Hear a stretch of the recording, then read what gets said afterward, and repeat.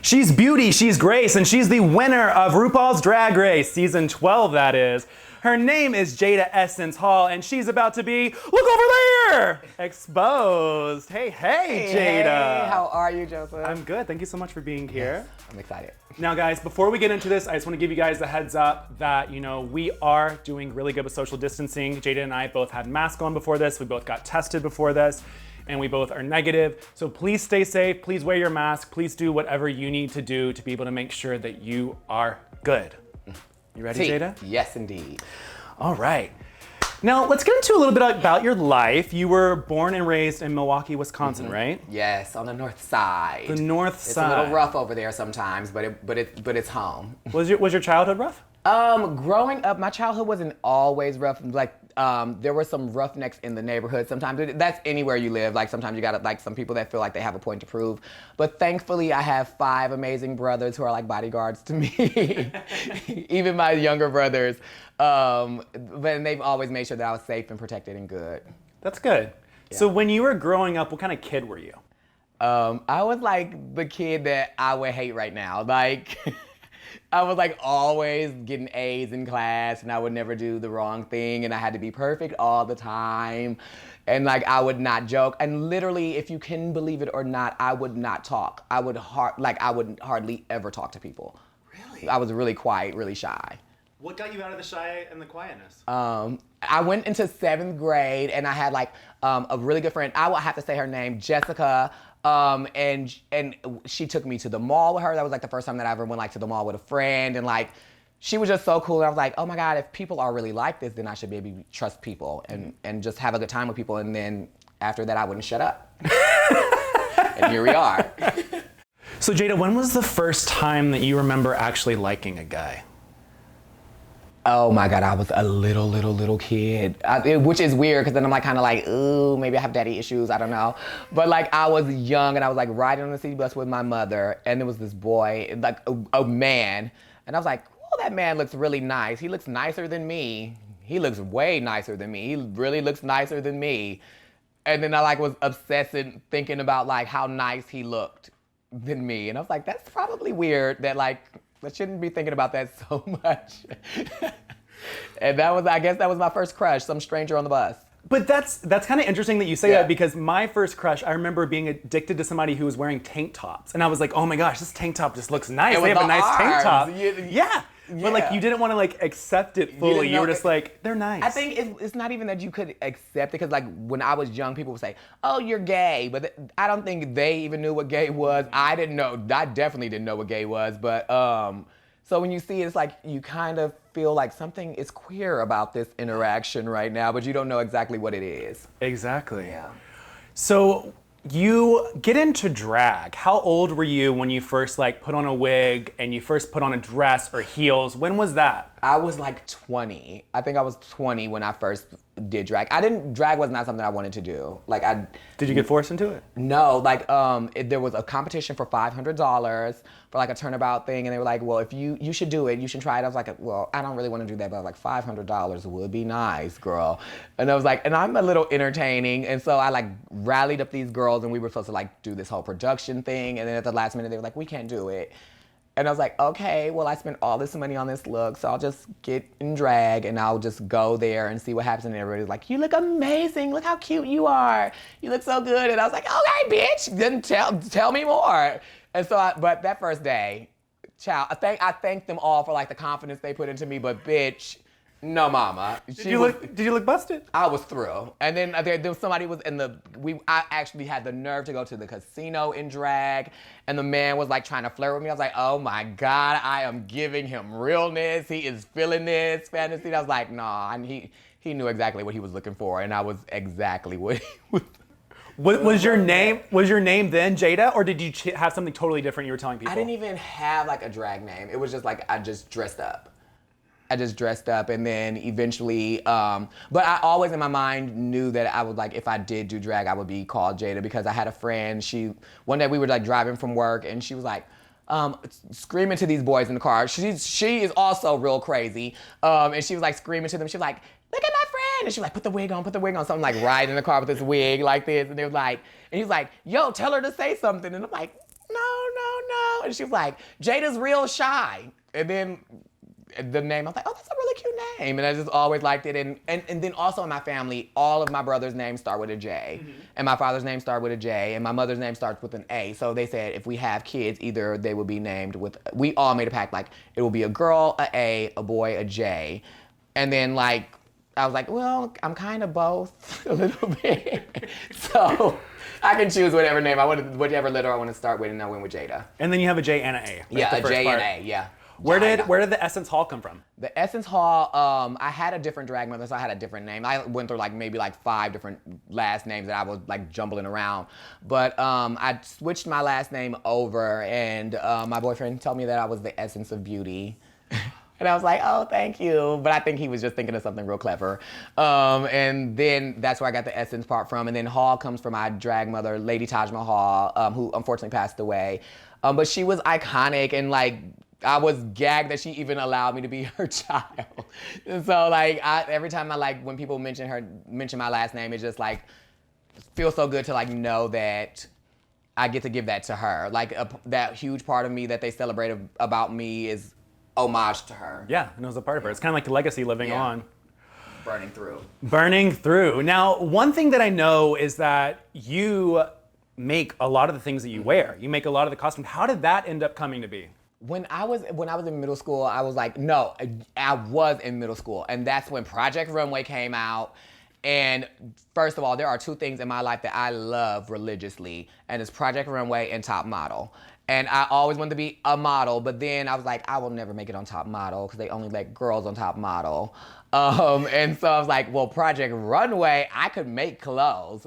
And so I would just sketch stuff and design stuff all the time. And then eventually, when I was in high school, I tried to make clothes, but I never really took off into it. But then one time I had a book full of like all of my designs, and I lost it. And I was so crushed. I was like, well, maybe I just don't care about this anymore. And I just got over it. And when I started to do drag, I was like, some of these entertainers look so amazing. They look so good. And I want to look like that. But then you would ask designers, and they're like, okay, this is going to be $500. I'm like, girl, $500? I don't have $500. And so it's like, it's time to lean back into what you started out and what you wanted to do in the beginning. So now it's like really the universe aligning that I can do clothing and do drag, which is something that I wanted. Well, drag is not something I always wanted to do, but like to make clothing, which is something that I always wanted to do, I get to do that through drag. Yeah, but the thing that you said about clothing is like, you know, all of the outfits and stuff you're actually making by hand, and they're very elaborate. Did you end up having to teach your own self? Yeah, I'm completely self-taught. I think it's, like I said, it comes from like, again, from like being in Milwaukee, where you better learn how to grind if you want something to happen for yourself. And when I would see costumes, I would see stuff that looks really nice, and like, I really wish I could do that. It was either you teach yourself how to do it or you won't have it. And I was like, and I really, really, really, really want it. So I had to teach myself. Wow. Yeah. It's crazy. But that ends up coming into play for Drag Race. And then also, I saw in another interview that your boyfriend makes all your jewelry. Is that right? Yeah. This and this. Yeah. So you guys are like a team. He does hair and jewelry. I do the makeup, the costumes, and I bring all the talent. You know? Is there ever like headbutting when it comes down to it? Sometimes, I think, because like I'm like super like, thank you, thank you, thank you, thank you, thank you, because I appreciate everything. My grandmother taught me that. She was like, if people in life don't have to do a damn thing for you, so if they do something, you need to be really appreciative of it. And so I'm thankful, but then sometimes he'll like do hair, and I'm like, so about the part in the back, I kind of want it like this, and it's not that way. And he won't say that he's upset about it, but he'll be like, okay, whatever. And then start doing it. And I'm like, I'm not trying to make you mad. Just leave it like that. I'll just wear it like this. Please just let it go. And then it's a whole mess. But at the end of the day, it always comes together. And like, he always tries to make sure that he manages to make my vision come to a reality. Well, speaking of a vision that came to reality, the year's 2020. Yes. Ooh. You're announced as a contestant on RuPaul's Drag Race Season 12. Now let me ask you, had you auditioned before Season 12? I auditioned for Season 7, and then that tragically went nowhere. But also at the same time, I'm like, I always feel like everything happens for a reason, and I'm so glad that like when I auditioned, I did not make it, because I was able to look at the video and say like, you know what did they not see? Versus if they would have called me and I'm like, oh well, girl, obviously I'm amazing. When sometimes in our no's we find our yeses, and like I was so glad that like they told me no. And when I looked back at the audition tape, I was like, well, what about this audition tape is not speaking to the real world? And like I was in the audition tape, it was that thing where I overthink, overanalyze, and I was like, no, I made a mistake in that word. So restart it. And I literally had cue cards like in front of there. It was like, I'm Jaida Essence Hall from Milwaukee, Wisconsin. I'm 22 years old and I love RuPaul's Drag Race. It was like so robotic, and I was like, this is none of my personality. And so I had to like find a way to like fall out of that and just trust that what I'm doing is good. And eventually I got to the point where it's like, you know what, I've been working hard enough. I believe that the work that I've been doing is good enough, and I deserve to give this opportunity to myself. And so I made it happen, thankfully. So, but another thing that a lot of people don't know too is that you did Silkys Makeup for season 11, the finale, right? Yeah. So how did you even get into that? Silky is like, I used to travel all the time and do makeup. And like, I have to say this because I know for a fact that I'm so lucky that my life seems to just move in a way that, maybe it's just because I'm grateful for the opportunities, but when I first started drag, I was like, wow, I saw someone doing makeup at a pageant. And I was like, I wish one day I could do makeup for somebody at a competition. And so then later, over time, I started doing makeup at pageants. And I was like, this is amazing. And then I did makeup for Silky at a pageant, literally right before she got casted to do season 11. And so when the finale came, she was like, I want to look my best, and I want you to be the one to do it for me. And I was like, oh my God, that's so amazing. And so, I was there. And then you got to like see kind of like the aspect of behind the stage of like which is like really weird in my mind. I don't know why, like I kept feeling like I was there. When I was there at the finale, I was like, so at that point I was kind of being contacted about like the show, and we were really just waiting for a callback to say like, yes, you made it, or no, you didn't. And I was like, oh my God, I am too close right now to what I want to happen. I was like, there's no way that I will be casted on the show. And if I do get casted on the show, I will not make the finale. I wouldn't make the top 4 just because like I'm so close in the vicinity of the dream. Like literally behind the stage where Ru is right here, making sure her teeth are like together and pulling her dress all right and tight right before the curtain came up, and everybody's like, oh, she looks amazing. And like I already glimpsed it. I was like, this is crazy. And I was right. I was like, I won't be able to be at the finale in this way because we didn't have the finale that way.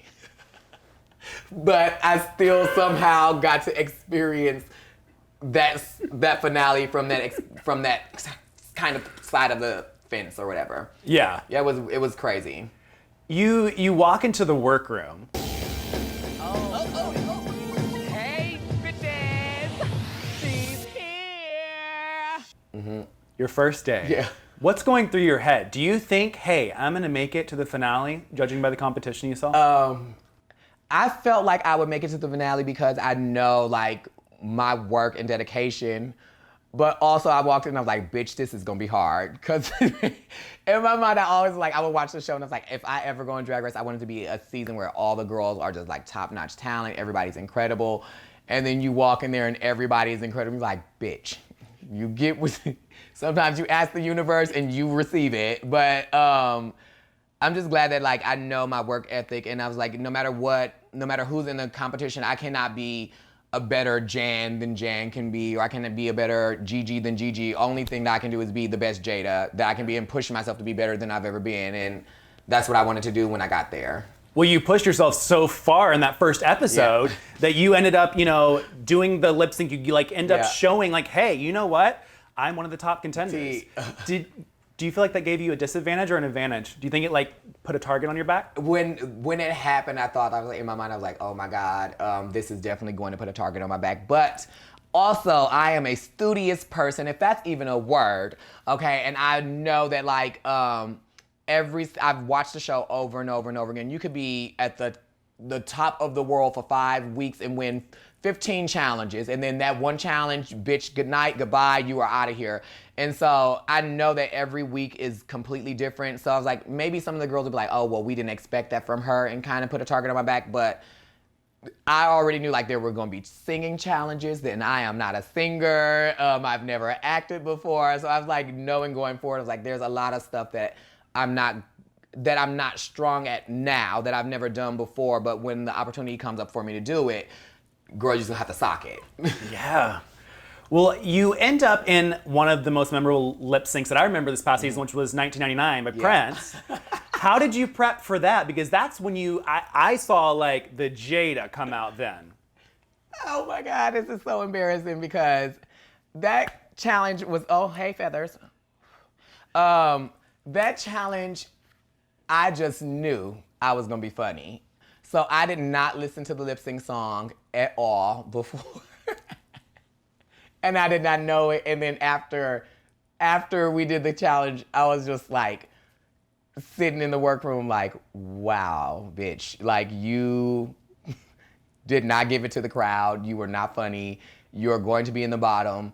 And so I think like when you find yourself in especially like a surprisingly low place, I think that's where you like soar the best. Like, and also at the same time, I was kind of like glad about it because I'm like, there's a lot of things that we do in the show that none of us have ever done before, but performing is something that I do. And I'm like, girl, if all I can do is go out, like, I cannot give you a joke or tell you a story that's going to keep me here, but I know for a fact I am a performer, and if I give you all of my heart and leave everything I got on the stage, then hopefully I will stay in the competition. But I was scared that Heidi probably would have kicked my ass too at the same time. We'll just say that really fast. But I mean, you made it through. Yeah. And another really big pivotal Jaida moment that everybody talked about, everybody memed over, was the Choices 2020 campaign. Now, I want to ask you about your look over there. Look over there! Where? Yes. Was that planned, or was that come spur of the moment? This again, my mind is a stupid ass mind. Sometimes I feel like it's set on destroying me. But we all had like this whole layout of everything that we like wrote, kind of like pre-wrote our ideas, what our platform would be. And then I was sitting there, I was like, wow, this is going to shit. So, at least for myself, I was like, this is really going to shit right now. It's not really funny. Like, some of it was funny to me, but I was like, it's not. And I was like, either I can just take a leap of faith and just go off the cuff, which is when I feel like I'm my funniest, then when I'm trying to like moderate what I should and shouldn't say.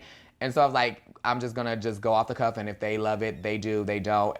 And then when I say confused, Jeff Goldblum was like, I'm confused too. And I was like, well, this is gonna go somewhere, because at least if we are both lost, if we get on the panel tomorrow, he'll be like, I was confused. He would have fell for it. So I just felt like it was like just trusting myself and just trust in my natural comedic ability, and it worked. So that wasn't planned. It kind of just came off spur of the moment. Yeah. Did you know when you were doing that and you saw the other girls laughing and stuff when you were talking, did you start realizing, oh, okay, this is something now? I didn't know they were laughing like that. Because I was like, in my head, I was like, I'm going to be funny.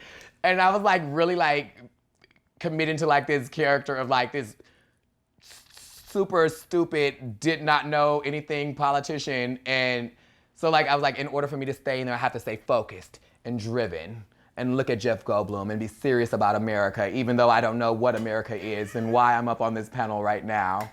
But I'm going to do it because I believe in myself and I believe in this country. America. And we told everybody to look away from America. Look over there, anywhere. Anywhere but America right now. Yeah, it's crazy. Well, one thing that came of that and came from your top 5, top 6 is that Ru told you girls on the runway, like, hey, you were like the best top 5, top 6 that I have had, like all together. Did that feel good? That felt so good that I thought it was not going to make it into the show.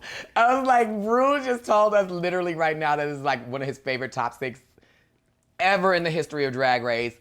And I was like, that's kind of like to the other girls, but also it just spoke to the caliber of the work that we put into our drag. And also, to me, it also speaks to like the caliber of the work that the girls have put in Drag Race beforehand, because I think the only way that we are able to be as strong as we were as a cast is because we've seen what the girls have done beforehand and like learned lessons and like picked up like, okay, this is how to make my drag better and make it stronger. And so thankfully to them, they have made us a stronger top 6. Yeah. Well, let me ask you one thing that the girls that we didn't see at home, and I don't know if it's true. Did you guys actually have a reading challenge, or was there not one? There was no reading challenge. No. Nope. No reading challenge. Puppets. We had puppets. Oh, just the puppets. Yeah. Just the puppets. Yeah. So you you make it to the finale. Yeah. You had that last episode before the finale, and that is shot, and that is done, and you're like, I am top 4. Yeah. I'm gonna do this, and then, yeah, the world goes into pandemic mode. Mm-hmm. Now, did you being stuck in a hotel for the time that you filmed Drag Race prepare you for being stuck in quarantine? Literally, I felt like this was like isolation 2.0. It was like, oh, so we're going back into the house, okay? But yeah, like I think usually in my life, I have never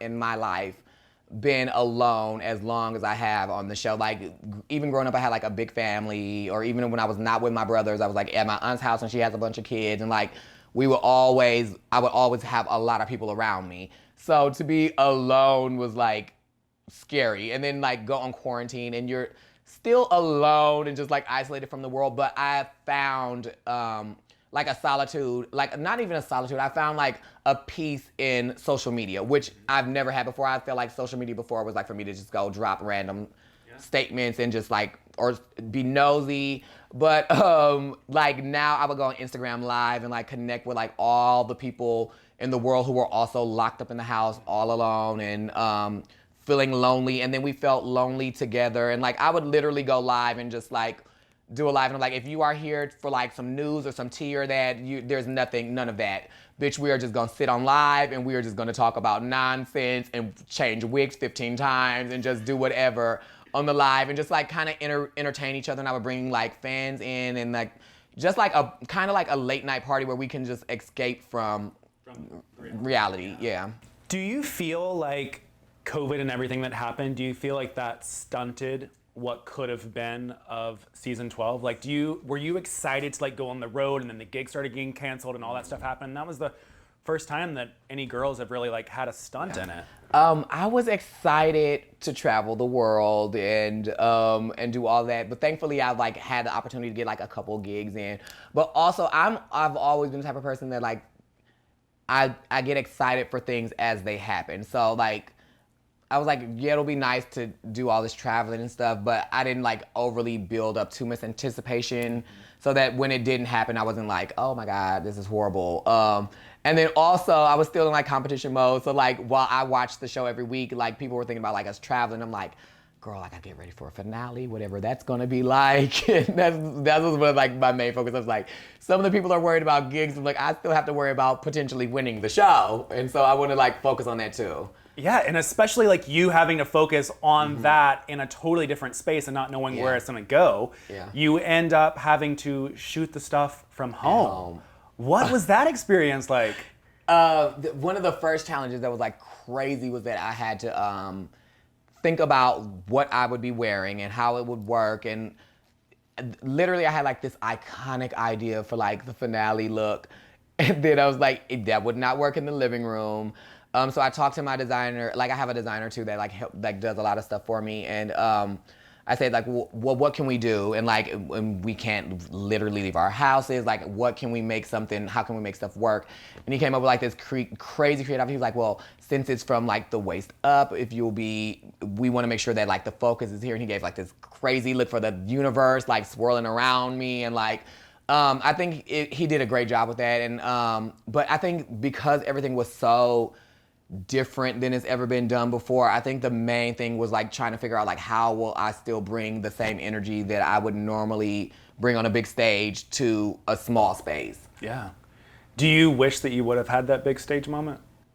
I won, so I'm kind of just like, girl, shut up and be happy. I kind of wish I did, but then also, hopefully in 2021, things will be different and I will be on stage to crown another winner. And then I will have that moment. But like I said, everything happens for a reason and what's yours is yours. And like this unique experience, the way that things went, maybe if we had to be on the big stage, it could have went a completely different way. So I'm just grateful that like, even though COVID slid in here and like destroyed the whole fucking world in 2020, it also like allowed me to do something in a different way and like showcase myself in a different way and try to be as creative as I could be. Yeah, and you were creative. Yeah. You end up winning. You end up watching yourself winning, and you say, I was almost not even supposed to be there, bitch. Oh my God. Okay. Yeah. What did you mean by that? You know, like when getting ready for the show, I almost did not audition for the show.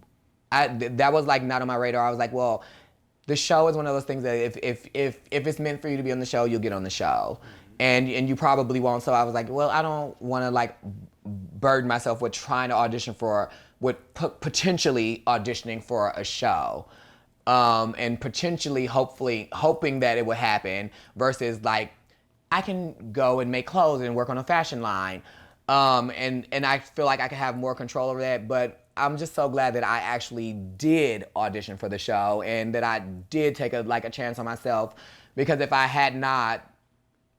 did not just say, you know what, just get over your fears and just audition for the show, you deserve it, I would not have won. And I would have been the only thing standing in my way that would have stopped me from winning Drag Race, which is crazy for me to even, every time I say that, I'm like in my head, it's like, what, that doesn't make sense. But I won Drag Race. That's so weird. Yeah, and you did it, and you end up winning. Jaida Essence Hall. Oh my God, Jaida!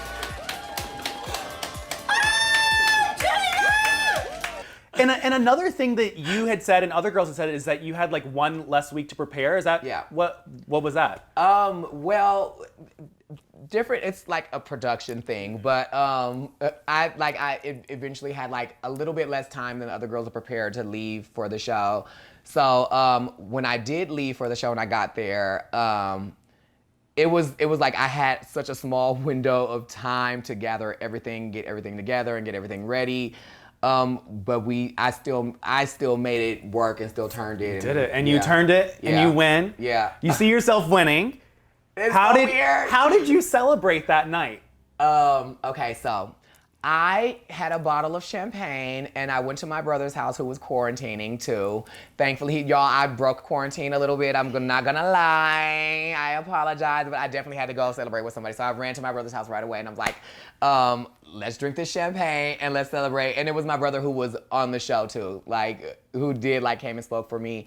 And we just like all sat there and like had some champagne and just like talked about how weird it was that I won the show, which was really weird. And then also, like, I was so excited that I ran out of the house with one contact. Like, I took off most of my drag and I had the one contact in, and he was like, something is not right about your face. And I'm like, oh, it's the contact. But yeah, it was crazy. We really didn't have like a lot of ways to celebrate. And we had to like wait a while before we like went live with anybody because we had to wait for the reaction video the next day. But that was what I really wanted to do. I really wanted to just go on live and just have a party with like all of these people who like have been celebrating my ride. Because when especially as like a queen of color on the show, sometimes you don't receive too much love from the fan base. Like you obviously receive a lot of love, but sometimes it's not always the case. And I know for me, for sure that I've received so much love, and I'm hoping that that's a positive sign that the fan base is leaning more into like, it's about the talent, not about race, and not like if a girl, just because she looks different than you and you don't feel like you can completely relate to her, you can relate to her art and that the art is beautiful. And so and those people, they supported me. Some of them started out when they heard rumors that I was on the show, which happened to be true. And it was like a smaller base. And then after announcement, it got a little bit bigger. But over the weeks, they just loved me more and more and more and more. And by the time I got like to do a live after winning, it was like 3,000 people watching me on live. And I'm like, I remember when it was 40 of us all together on the live at like 4 a.m. talking about nothing. And so I was like, when I won, I was like, I want to give that moment back to them, like, because when I was like watching the show and I felt like, oh my God, this week is gonna be a horrible week for me, or I feel really down about like the competition, or I feel like I'm down about the fact that I'm not out traveling, meeting the people that I wanna meet. They were always there every single day, every step of the way for me. So like anytime that I get the chance to like talk to them and like give them love back, I'm like, I owe them so much. Like I owe them so much of who I am. So I don't have a problem ever giving it back to them. Now, one thing that you were just talking about was that, you know, there is a little bit of racism in the fandom and the community. Did you experience any of that leading up to your win? And did you see a change after you won? I think that I saw a change more so after I won, that it was like a little bit of people who had more to say than they had before. But I mean, I received like some people make comments about my skin, about me being like a black bitch. And I'm like, sometimes I am a bitch and I am black. But they made like, they would like just say like little nasty stuff. But I'm like, I just know like it's a Instagram account with one picture that's of somebody off of the show when they have 0 followers and they follow 3 people. So I'm like, I don't really bother with that too much. But again, like I say, I do know that I'm very lucky because I've known so many of the girls from the show personally, and I've seen a lot of them won't even talk about 90% of the nasty negative things that they've received or that they hear and say, because if they do, then it just makes them look like they're complaining about something that they shouldn't even have to face or even deal with. And so I know that I'm lucky in that way.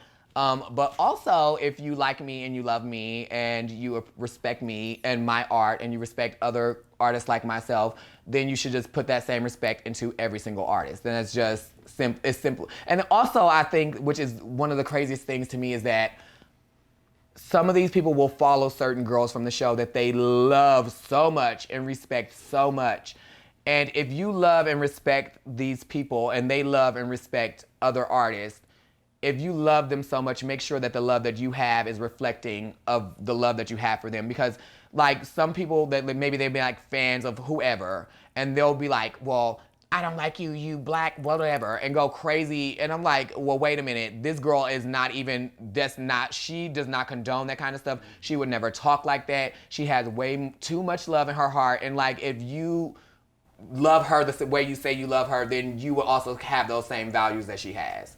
I actually love that you said that, because I was going to ask you what would be advice that you would give to people that, you know, are not black, that are white, or a different like, you know, fandom, and like what advice would you give them and how can they be supportive? But I think the supportive part just comes straight from what you said. If you're going to be supportive by one queen, do the same with others. Just keep it even. But you know, I think it's even more so, it's just like, just fucking be nice. Like, life is just so short for you to like just feel like you need to find something negative to say to people. If I am 100% that girl, like if I'm at the store and I'm picking through apples to see which apples I'm taking home and that apple is rotten, I'm gonna just set it there.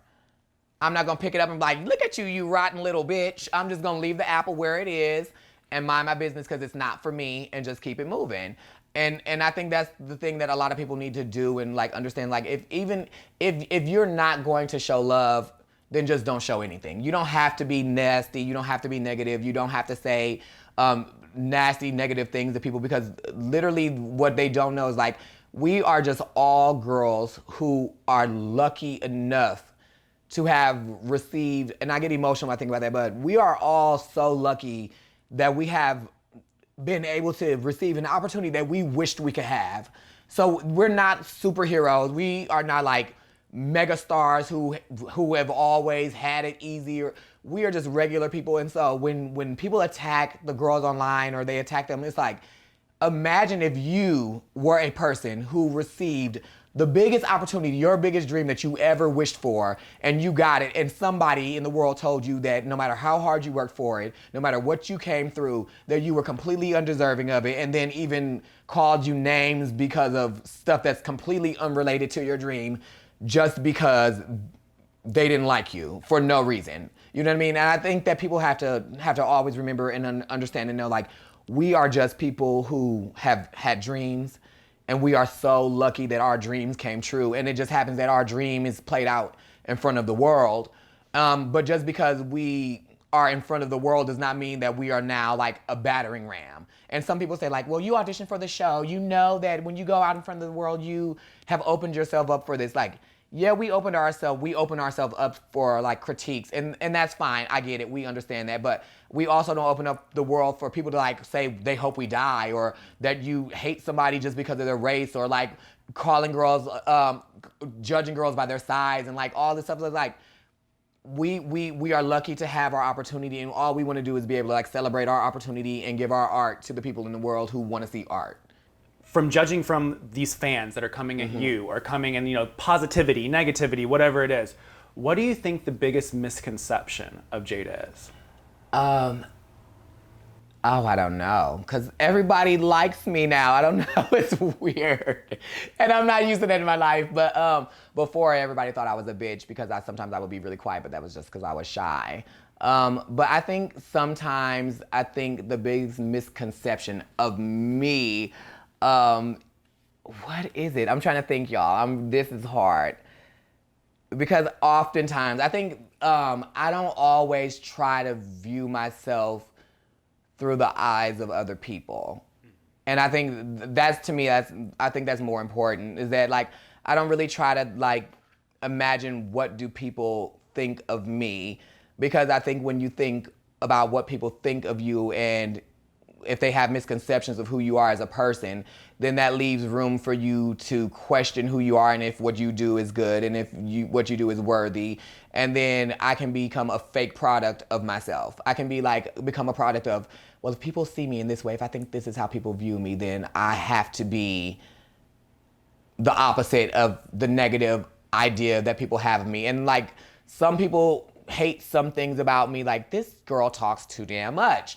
And then I'll go on live, and sometimes in my mind I'm like, oh, I talk so much. And then people are like, no, please keep going, please keep talking. And like, you have to understand, like, if some people have a negative idea about some things about you, some people love those same things. And you just have to remember that like, life is a balance. You cannot please everybody, and people will have misconceptions of who you are as a person. But if you know who you are at the core, then that's all that really matters. Yeah, like I don't find myself trying to feel like if I have to tell you that I'm a good person, then I probably am not a good person. Like, your actions should speak louder than anything for you. I'm like going around like, oh, I'm a good person. I really am a good person. Oh, I'm a really nice person. And everyone's like, but yeah, you always give bitchy energy. Like, it's just like, if you're a good person, then just be that, and you won't ever have to say it because people will just feel it from you. Yeah. Well, let me get into one thing, because you tweeted this. Yes. You said, oh God. if I released makeup products or collabed, who would support? Are you planning on making makeup, or would you ever want to do that? I really do. And then what I would tell you the whole idea, but then I want to try to steal it, but it's probably not even that good. But I do want to like create like a makeup line that's like something that, like, things that I have had issues with when I started out doing makeup, especially as like a queen of color, like sometimes finding like a balance of like shade range. But I want to do something where it's like that can work for like performers that's ready for stage, but then also can transition to real life. Just a product line that's like, I've always been the girl, like when I go to the store and I will buy products because I just like to spend money on makeup. But sometimes you'll buy like an eyeshadow palette, and then there's like a highlighter and a bronzer and a this and that. Like, girl, I just want a palette that is, pick it up. This is the one thing that I can take on the show, and I know for a fact that I can get through a week full of shows and be good. And if I was a person who enjoyed makeup and I was on the go in my regular life, that I can just pick it up and do something cute. And if I want to intensify whatever I want to do, just like products that work universally for people. Yeah, something real cute. Something real cute, and then you can end up putting a little thing on the box. Yeah, and it's like, there's no Jaida Essence fallout. No fallout. No Jaida Essence fallout here. That would be me in the commercial. and there's no Jaida Essence fallout. Yes! See. So what's next for Jaida? What do you have coming up? Right now, I'm working with Boss Events, and we're doing the Drive and Drag show, which is incredible because it's giving so many people opportunity that's been like locked in the house, an opportunity to still come out safely and watch drag and like enjoy the show. Like, and I think even for me, when I first started, I was like, okay, I want to make sure that I'm giving the right energy because I get back in my head again. But then I realized I'm like, they all come out to celebrate us, and they just really want to see drag at the end of the day. They're not looking for you to be Miss Perfect Patty. They just want to come out and enjoy drag and just like have at least a portion of their life back to normal. So I'm working on that, but then I've been slowly working on like ideas and stuff for makeup. So hopefully that can happen. Fingers are crossed. Yeah. I think it would be like a real like bougie kind of palette vibe that's like completely the opposite of who I am in my heart a little bit. And like it'll be like the outside package of what I present, you know? I love that. I think Yeah. fans would flock to it too. Yeah. And then I think you being, you know, a queen of color, there really hasn't been like a true queen. Besides, I saw like Naomi Smalls like did something with Kim Chi, but there really hasn't been a queen that's had like something I like that. I want to give something. I want to give like just something that's like it's so that the people know that there's something out there for everybody. You know what I mean? Like there's literally something for everybody. And then also let them know that like black girls can do it too. Like, girl, I want to be like the Pat McGrath of like drag queens doing makeup. Literally.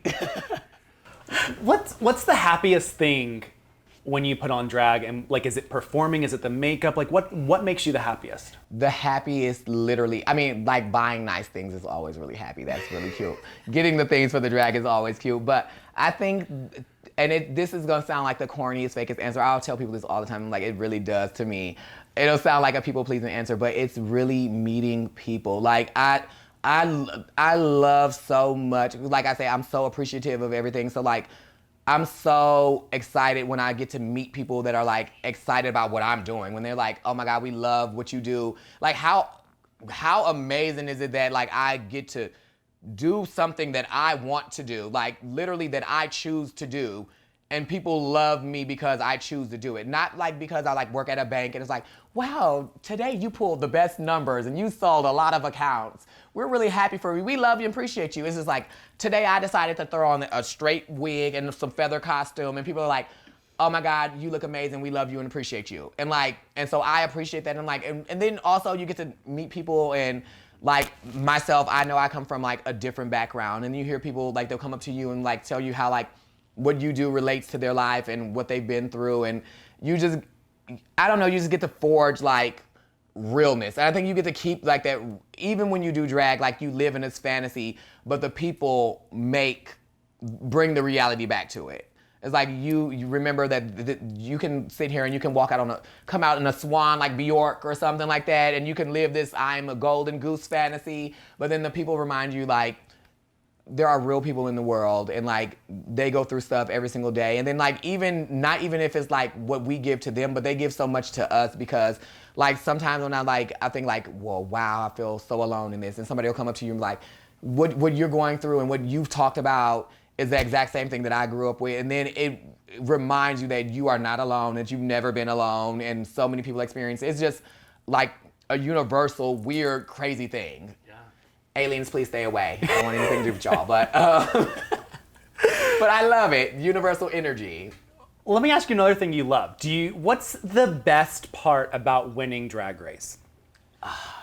The best part about winning Drag Race, honestly, was the fact that I could go, it's over. Because like when you go and you record the show, even when you audition, like in my mind it was, you get to the finale, win. And then I think the worst part is when you make the top 4 and then you know that you are a finalist and you have to leave and wait months and months and months and months to know what the fate is, like what your fate will be.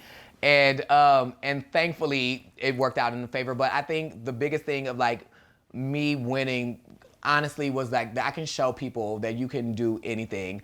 And that's not to say, like, I don't know what everybody's complete background has been for them to be a previous winner, but I do know what I've been through. And there has been so many times in my life that like I'll sit there and I'm thinking like, why me? Like, no matter how talented I am or how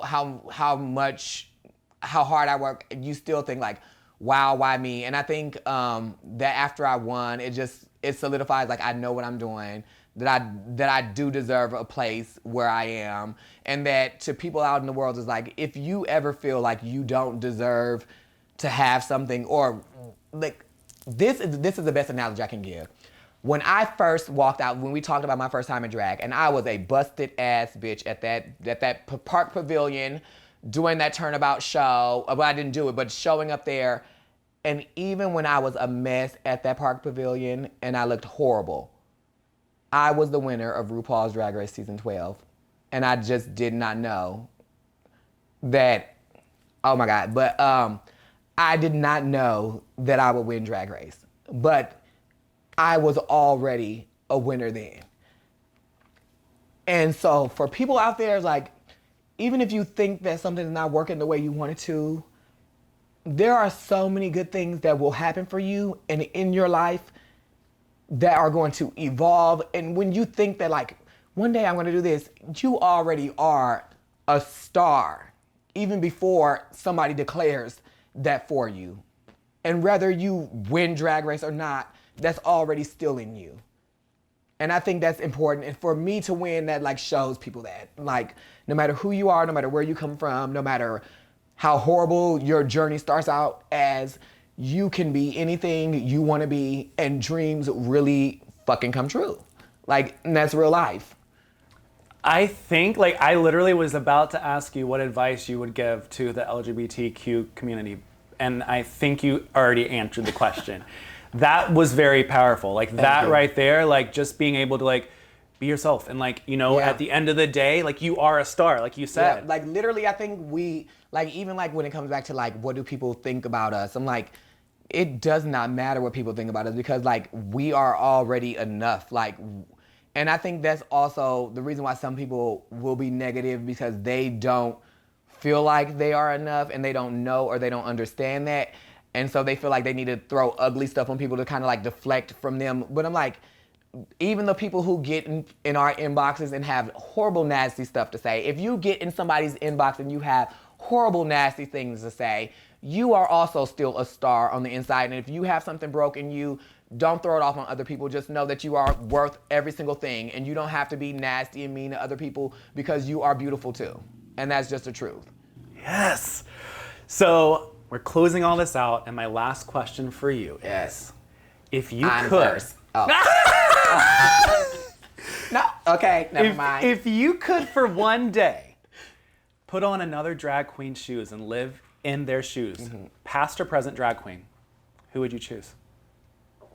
Okay, this is a good question. One drag queen. Drag queen, past or present. Y'all, I would have to say Ru. But I would have to say Ru in the 90s, like when when people were just like really like, wait, what the fuck is this? Like when she was like punching doors down, like starring in like movies where like people didn't even expect to see a man in women's clothes, where like it was just so taboo to be mainstream and doing it. And Ru was really doing it. Like, I'm lucky now that I do drag, and I'm like, I can be on Drag Race, and people love Drag Race. It's easy to be a drag queen when people love Drag Race, but it's different when people don't get drag and they probably hate drag, even though they don't even know what it is, and you do it and do it so well. I thought you were gonna say RuPaul from Project Runway.